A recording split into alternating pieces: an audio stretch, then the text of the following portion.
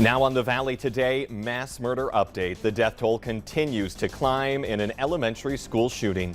It's leaving the country in shock and prompting an emotional response from the president. We have his message to the nation. Also ahead this morning, Fargo police have an urgent warning for parents about children and fake guns. A frightening trend is happening across the metro. And to our weather this morning, we are staying under the clouds, not seeing much sun right now. Summer Schnellbach has your forecast on this Wednesday, May 25th, 2022. The Valley Today starts right now. This is the Valley Today. An agonizing wait well into the night as some mothers, fathers, and other family members in Uvalde, Texas await word of their loved one's fate. At least 21 people, including 19 children, were killed in a shooting at Robb Elementary. Several other people are being treated for their injuries. Police say that shooter killed his grandmother before heading to the school and opening fire there late yesterday morning. They say 18-year-old Salvador Ramos, who was born in North Dakota, was wearing body armor and was armed with a long rifle. He was killed after exchanging gunfire with police and is believed to have acted alone. All classes and activities are now canceled for the rest of the school year. Flags are also flying at half-staff in North Dakota, Minnesota, and around the country in honor of the victims. Meanwhile, in an emotional address to the nation after that shooting, President Joe Biden called for Congress to take action on gun control. The president urged lawmakers to stand up to the gun lobbies, saying that he is sick and tired of the violence and inaction. At the same time, Fargo police now have a serious warning for parents and children after they've noticed children shooting toy guns that look incredibly realistic. It's especially concerning now following that mass shooting in Texas with families and teachers on high alert. The Valley Today's JC Dodd joins us live in studio with the conversation, no matter how difficult it is that parents need to have. That's right, Jordan. Fargo police say there is a new trend involving toy guns which look real and shoot small gel pellets or foam bullets. Normally, Fargo police say these toy guns are relatively harmless, but they can look very similar to a real gun. If you look on your screen, this is what Fargo police is showing parents and the way they are designed and painted. If spotted playing with a realistic looking toy gun, it can cause panic and fear throughout the community. And Jordan, the toy guns can seriously injure someone if shot at close range or at a sensitive area like the eyes. Now, earlier this month, West Fargo school officials sent a note to parents sharing similar concerning behavior happening on their school grounds. They say students were bringing splatter guns and having wars with them at school. Any student caught with a toy gun on campus could face suspension or expulsion. And quote, "We would like to remind everyone that anything with the word gun in it or that in any way resembles a gun has no place on any school property."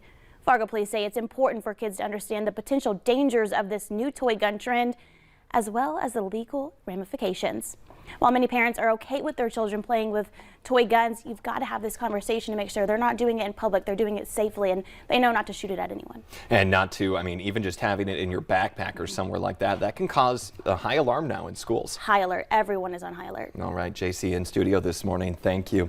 It is now 6:03 here on this Wednesday morning. We want to get a check of your forecast out there. And Summer, I'm seeing more green stuff on that radar, and a lot of folks don't really want to see that coming our way. Exactly, and even on the screen behind you can see there's a good deal of cloud cover as we have a system down to our south that's gradually working its way to the north, bringing more clouds with it. We have a bit more color in the sky, I guess you could say, with a few more breaks in the clouds in parts of eastern North Dakota, but those clouds continue to increase. And here's the rain starting to push in to the southern valley areas like Wheaton, Elbow Lake, Fergus Falls, maybe just a couple of sprinkles starting to move in, but overall fairly dry at this time.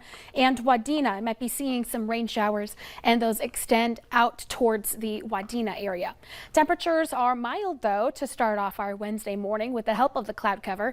It's 50 right now in Fargo, 52 in Thief River Falls, 54 in Fergus Falls, the warm spot just ahead of those rain showers moving in and seeing some of the thickest cloud cover. Meanwhile, it's 43 right now in Bemidji, 48 out in Jamestown. Your hourly planner for today in Fargo. Through the morning, we warm up into the upper 50s, and then we don't do much warming from there into this afternoon. We'll likely be stuck in those low 60s here in Fargo, but I do expect warmer conditions up to the north and west, out of the thickest of the cloud cover able to warm those temperatures into the mid-60s. Cooler, where we see the most cloud cover and rain showers, only warming up into the 50s. But Jordan, we do have that warming trend heading into your holiday weekend, starting as early as tomorrow, but we do have some thunderstorm chances, some of which could be severe for Saturday and Sunday. I'll have more details on that coming up. It's really just a big give and take with weather here, I feel. You're like, oh, there's one little problem area, but it could be kind of nice, but then we got to watch out for this. Glass half full, also half empty. Ain't that how it always is? All right, Summer, thank you this morning.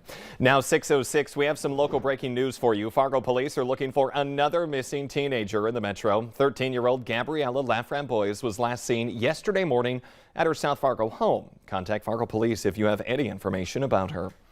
A runaway teenager from Jamestown may be near the Twin Cities area. Police in Redwood Falls say they have received reports that 17-year-old Jasmine Rudland may be in that area. Now, the city is southwest of Minneapolis.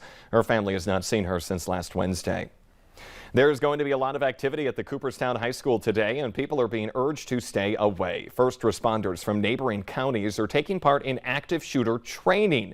It will be going on this afternoon and into the evening. Blank bullets are being used for realism during that exercise. President Joe Biden plans to sign an executive order on policing today. It's the second anniversary of George Floyd's death at the hands of a Minneapolis police officer. Most of that order is focused on federal law enforcement agencies, including policing on use of force. It would also create a database to help track officer misconduct. The administration cannot require local police departments to participate in that database, which is intended to prevent problem officers from hopping from job to job.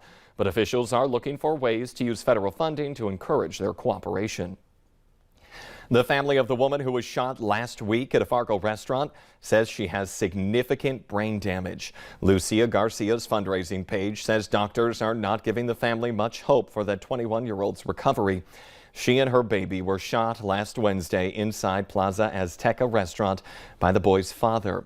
That child, 7-month-old Dominique, is recovering from gunshot wounds to his thigh, side, and hand. The shooter later died of a self-inflicted gunshot wound. Police say a man whose body was found in Grand Forks does not appear to have died from natural causes. Officers got a call yesterday about an unresponsive man in the 1200 block of 39th Street North. Anyone with information about this is encouraged to contact Grand Forks Police. You can also use their Tip 411 app. The man accused of killing his 5-year-old foster child on the Spirit Lake Reservation now wants to withdraw his guilty plea. Eric Longy Jr.'s foster child was found dead in a home in May of 2020.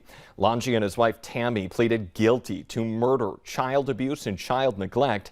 But now Eric Longy says he is innocent. He says he felt his attorney was disgusted with him because of the nature of the case and forced him to take that plea deal. A judge is now considering the request. What do you do if your kids need to go somewhere but you can't take them? Some parents have started calling an Uber or a Lyft. Valley News Team's Nishay Taylor reports on why that might not be a good idea. Corey Eslinger, an Uber driver, says he has received a few requests from parents to drive their kids to places like school and other activities. A lot of times it was the 14, 15, 16-year-olds. As a father himself, he says he understands the struggle of getting kids around town. How much of a hassle it was to get them back and forth from doing things. Work, different events, school events. But he warns against it. Actually, he says under the terms and conditions for both Uber and Lyft, anyone under the age of 18 isn't allowed to ride alone. We posed a question on our Facebook page to find out if other drivers were having the same experience. One driver says she received a request to pick up a 7-year-old and an infant. Eslinger says for both the driver and passenger, there are risks associated with accepting these kinds of ride requests. He says not only is there the chance for the minor to get into the wrong vehicle, but also the driver could be at fault if an accident happens. That would put them at greater risk if they would get in an accident, that Uber and Lyft wouldn't cover the additional damages or even their own insurance. Eslinger recommends that drivers use their discretion and to reject requests to drive unaccompanied minors. It's really not worth it. In Fargo, Nishay Taylor, Valley News Live.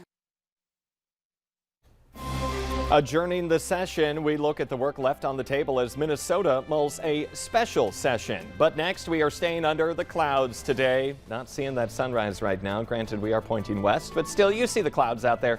Summer Schnellbach lets us know when we'll see a little bit more sun again.